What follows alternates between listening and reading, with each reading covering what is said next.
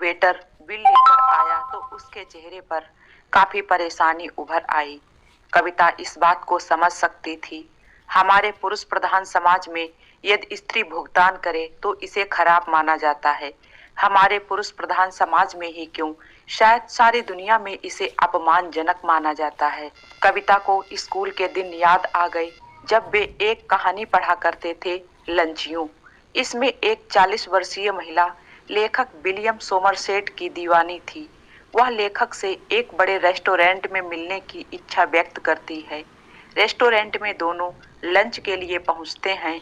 William को bill की चिंता होती है क्योंकि महिला के द्वारा बिल का भुगतान किया जाना अपमानजनक होता है।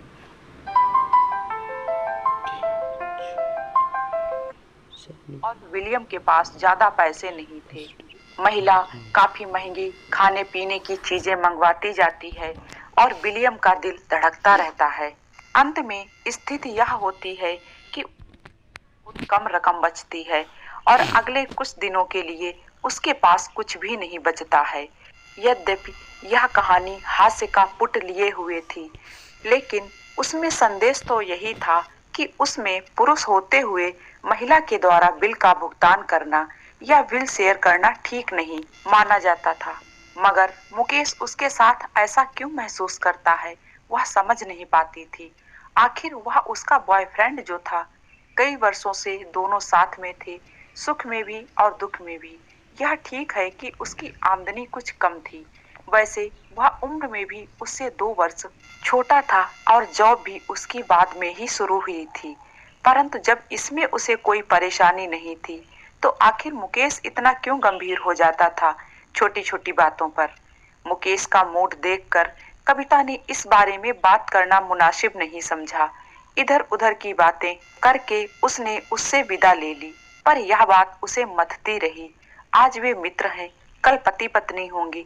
उस समय भी यदि मुकेश इसी प्रकार से व्यवहार करेगा तो क्या आसान होगी जी पा रही थी। कहीं मुकेश के मन में हीन भावना ना आ जाती और वह उसे छोड़कर ना चला जाए। वह उसे बहुत चाहती थी और उसके साथ जीवन बिताना चाहती थी, पर उसके इस व्यवहार से उसके मन में आशंका होती थी कि कहीं यह रिश्ता दरक ना जाए। कौन इस समस्या से उसे छुटकारा दिला सकता है। कईयों नाम उसके जहन में आए जिनसे वह चर्चा करने पर विचार कर सकती थी। निज मन की व्यथा मन में राखो गोय, सुन अठलहिए लोग सब, बांट न ले है कोय। उसके जहन में रहीमदास जी की पंक्तियां गूंज गईं। उसके मन में सुजीत का ख्याल आया। वह उसका सहकर्मी था और बड़े ही सुलझे विचारों का था। उससे यह सलाह ली जा सकती है। ऑफिस में आधे घंटे का लंच होता था। वह सुजीत के साथ लंच लेते हुए बात कर सकती थी। वह उसकी उलझन सुनकर हंसेगा नहीं और अपनी तरफ से सलाह भी देगा। दूसरे दिन ऑफिस पहुंचते ही उसने इंटरकॉम से सुजीत का नंबर मिलाया। डिस्प्ले पर कविता का नंबर देखकर सुजीत ने रिसीवर उठाकर कहा, हाय कविता।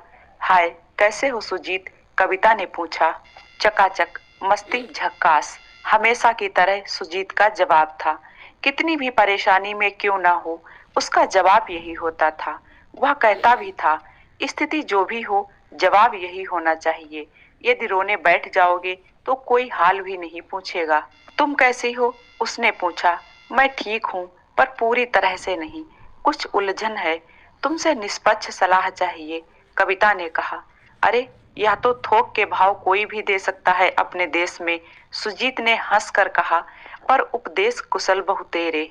मुझे पता है, पर मैं किसी सुलझे विचारों वाले व्यक्ति से ही सलाह लेना चाहती हूँ, और वह भी थोक के भाव से नहीं, संक्षिप्त और गूढ़ सलाह। और मेरे ख्याल से तुम सही व्यक्ति हो, कविता ने कहा। मुझे खुशी हुई कि मुझे इस लायक समझा गया। फरमाइए, सुजीत ने कहा। अभी नहीं, आज लंच तुम्हारे पास बैठकर करूंगी और उसी समय बात भी करूंगी। स्वागत है आपका। ठीक 1:30 बजे मिलते हैं, सुजीत ने कहा। ठीक है, कविता ने कहा और फोन डिस्कनेक्ट कर दिया। 1:30 बजे कविता सुजीत के कैबिन में टिफिन बॉक्स लेकर पहुंची। वह जानती थी कि सुजीत भी घर से लंच लाता है। फिर उसका कैबिन भी थोड़ा बड़ा था और वहां वो अकेला बैठता था। अतः बात करने में टिफिन बॉक्स से खाद्य सामग्री मिल बांट कर खाई और फिर हाथ धोकर दोनों बातचीत करने बैठ गए। क्या बात है? सुजीत ने पूछा। मुकेश को तो तुम जानते हो? हाँ, तुम्हारा दोस्त। दोस्त से कुछ ज्यादा होने वाला जीवन साथी। मामला क्या है? वह मुझसे 2 वर्ष छोटा है, जॉब भी 2 वर्ष बाद शुरू की है, मेहनती भी बहुत ज्यादा नहीं है, थोड़ा कम व्यवहारिक भी है, अतः वेतन कम पाता है। स्वाभाविक है कि हम कहीं साथ होते हैं तो ज्यादातर खर्च मैं ही करती हूँ। मुझे कोई आपत्ति भी नहीं है, पर वह इसे अपमानजनक मानता है। मैं उसे खोना नहीं चाहती हूँ। मैं क्या करूँ? कविता ने एक ही सांस में अपनी बात को रख दिया। मामला पेचीदा है, सुजीत ने कहा और फिर सोच में डूब गया। थोड़ी देर सोचने के बाद बोला, देखो, जब तक वह आर्थिक रूप से समर्थ नहीं हो जाता, उसका ऐसा व्यवहार स्वाभाविक है। आखिर वर्षों से जड़ जमाए पितृसत्तात्मक व्यवस्था का हिस्सा है वो। और दूसरा उपाय यह है कि वह भावनात्मक रूप से सुरक्षित महसूस करे। आर्थिक रूप से समर्थ तो वह अपनी मेहनत और लगन से ही हो सकता है, इसमें तुम कुछ ज्यादा नहीं कर सकती। हाँ, भावनात्मक सुरक्षा तुम उसे दे सकती हो। तुम उससे बात करती रहो और बताओ कि तुम ज्यादा क्यों कमाती हो। पहली बात, तुम उससे पहले जॉब कर रही हो। दूसरी, तुम काफी मेहनती लड़की हो। तुम उसके साथ लगातार बात करती रहो और उसे समझती रहो। उसे बताओ कि जमाना कितना बदल रहा है। अब पति पत्नी साथ साथ काम कर रहे हैं, घर का भी, और महिलाओं को घर के अंदर और पुरुषों को घर के बाहर का काम करना होता था। अब वह समय नहीं रहा जब घर में कई महिलाएं होती थी और कई पुरुष होते थे। महिलाएं आपस में काम बांटती थी और पुरुष आपस के। अब परिवार में पति पत्नी बच्चे होते हैं। पति पत्नी को ही मिलकर परिवार चलाना होता है। कोई बड़ा नहीं, कोई छोटा नहीं होता, दोनों बराबर होते हैं और अपनी क्षमता के अनुसार कमाते हैं और घर का काम करते हैं। उसे बताओ कि तुम्हें उसकी आमदनी से कोई परेशानी नहीं है। ठीक कह रहे हो, मैं उससे बात करूंगी, थैंक यू, कविता ने कहा और टिफिन बॉक्स लेकर अपने कैबिन में वापस आ गई। अगली बार जब कविता मुकेश से मिली तो उसने कहा, एक बुरी खबर सुनानी है। क्या? मुकेश चौंका। हो सकता है मेरी जॉब चली जाए और मुझे कहीं अभी से आधी सैलरी पर काम करना पड़े। कहीं तुम मेरा साथ छोड़ तो नहीं दोगे? कैसी बातें करती हो? क्या मैं तुम्हारे साथ तुम्हारी सैलरी के लिए जुड़ा हूँ? मैं प्यार करता हूँ तुमसे। आधी सैलरी तो छोड़ो, बगैर सैलरी के भी रहोगी तो भी हम मिलजुल कर गुजारा कर लेंगे। अभी मेरी सैलरी कम है तो क्या तुम मुझे छोड़कर चली गई? मुकेश ने कहा, नहीं, और कभी जाऊंगी भी नहीं। पर तुम कभी कभी ऐसा व्यवहार क्यों करते हो जब कभी मैं बिल का भुगतान करती हूँ? कविता ने कहा। मुकेश ने कोई जवाब नहीं दिया। शायद उसे पता भी नहीं था कि उसकी प्रतिक्रिया से कविता वाकिफ है। देखो मुकेश, जिंदगी में कभी मैं ज्यादा कमाऊंगी तो कभी तुम ज्यादा कमाओगे। इससे कोई फर्क नहीं पड़ना चाहिए। मैं और तुम अब हम बनने वाले हैं। इन छोटी छोटी बातों को बीच में मत आने दिया करो।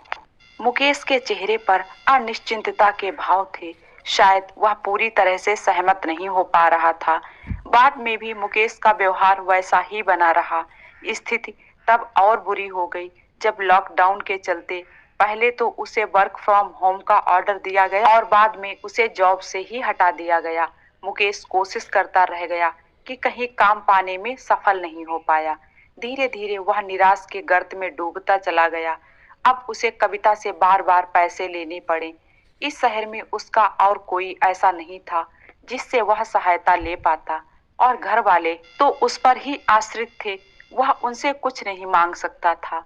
कोढ़ में खाज की तरह वह कोरोना से संक्रमित हो गया। तब भी जब सब कुछ सुधरता नजर आ रहा था, एक कंपनी से उसकी बात भी हो गई और बहुत बढ़िया पैकेज पर उसे जॉब मिल रही थी। पहले तो उसे हल्का बुखार ही था, पर जब उसे सांस लेने में तकलीफ होने लगी तो अस्पताल जाने के अलावा कोई चारा नहीं था। उसने कविता को बताया कि वह हॉस्पिटल जाने वाला है, तो दरवाजा खोलने के साथ ही उसने कहा, पूरी सावधानी के साथ आई हूँ मुकेश, यह देखो, मास्क, सैनिटाइजर मेरे बैग में हमेशा रहते हैं। तुम्हें हॉस्पिटल में एडमिट करवा कर वापस आऊंगी तो स्नान कर लूंगी, कविता ने कहा। मेरी वजह से तुम भी संक्रमित हो जाओगी, मुकेश ने थोड़ी नाराजगी से कहा। बीमारी कोई भी हो, अपने तो अपने के काम आएंगी, पूरी सावधानी बरतूंगी। अगर फिर भी संक्रमित होना होगा तो हो जाऊंगी, पर तुम्हें अकेले कैसे छोड़ दूं, कविता ने कहा और उसे किनारे होने का इशारा करके अंदर चली आई। मुकेश लाख समझाता रहा पर कविता नहीं मानी और उसे हॉस्पिटल लेकर गई। डॉक्टर ने चेक करके कहा, शारीरिक से ज्यादा मानसिक परेशानी है आपकी, बहुत ही मामूली संक्रमण है, हॉस्पिटल में भर्ती होने की आवश्यकता नहीं है, घर पर ही क्वारंटाइन रहें और जो दवाएं लिख रहा हूँ उसे लेते रहें, जो एक्सरसाइज बता रहा हूँ वो करते रहें, समय समय पर भाप लेते रहें। कविता कुछ दिनों के लिए मुकेश के ही फ्लैट में आ गई। उसने उसका पूरा पूरा ख्याल रखा, समय समय पर खाना पानी देना, दवा देना, भाप देने की व्यवस्था आदि सब कुछ, और साथ ही घर से ही कंपनी का काम भी करती रही। मुकेश कुछ सप्ताह में ही पूरी तरह से स्वस्थ हो गया। धीरे धीरे बात उसकी समझ में आ गई कि साथी का क्या मतलब होता है, और अब उसे जॉब भी मिल गई। अब उसे इस बात से कोई फर्क नहीं पड़ता था कविता करती है या वह।